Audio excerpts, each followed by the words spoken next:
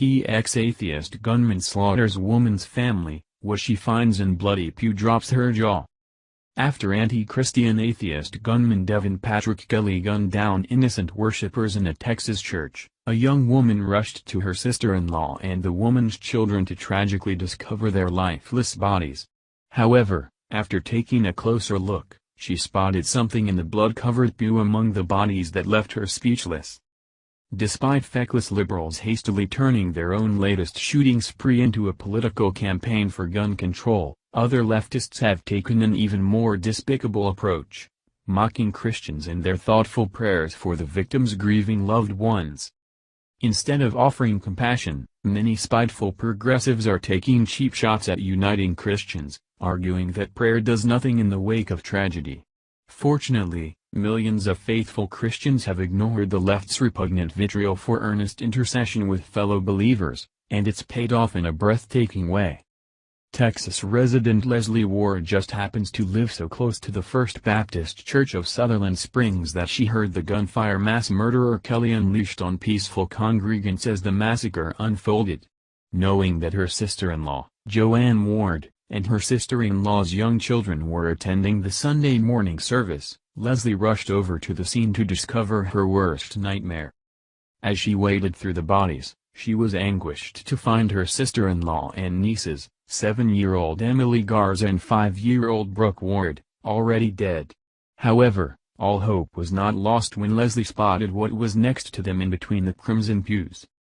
The New York Daily News reports that lying next to the slain bodies of her sister-in-law and nieces, Leslie found her nephew, 5-year-old Ryland Ward, clinging to live from critical injuries.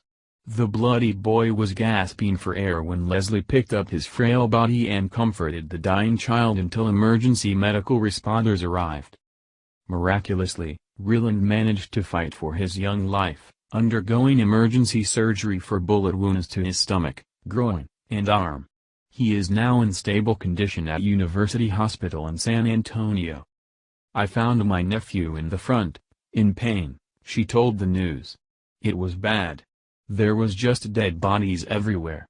It wasn't what I wanted to see, but at the time, I wasn't worried about it. I was worried about finding my family." Ryland's grateful relatives have praised his unexplainable survival but continue to grieve the loss of so many family members at once. Initially, no one believed he would survive the night, according to the Daily Mail. The newspaper spoke to his uncle Michael Ward, who said he feared the worst for his nephew. "They got him all cut open, from the gunshots. I don't think he's going to make it," he said. Ryland's cousin, McKinley, wept as she added, "Ryland is the only one left." As soon as he was notified of the shooting, Ryland's father Chris ran to the nearby church, foregoing putting on shoes out of sheer desperation. Upon arrival, he believed that only his eldest daughter, 9-year-old Drianna, would survive as she had literally dodged a hail of bullets that shot her glasses off her face.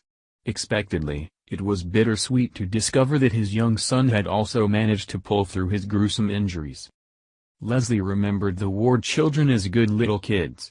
"Now my brother-in-law is all alone. I just gotta be strong for him," she said of Chris.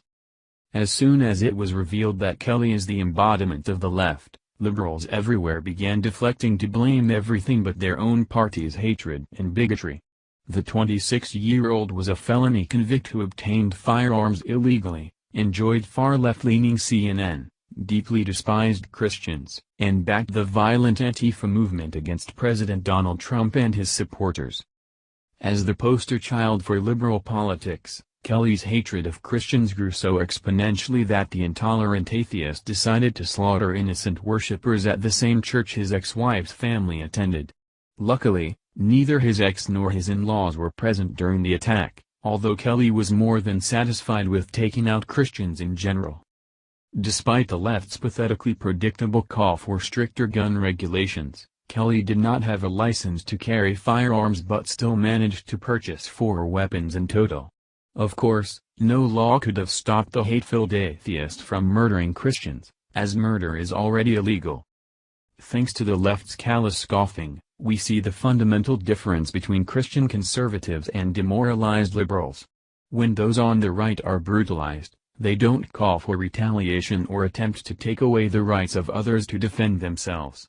Instead, they rally together to condemn such evil and support one another in the wake of tragedy. Thank you for watching this video. What do you think about this? Share this on Facebook and Twitter along with your comments.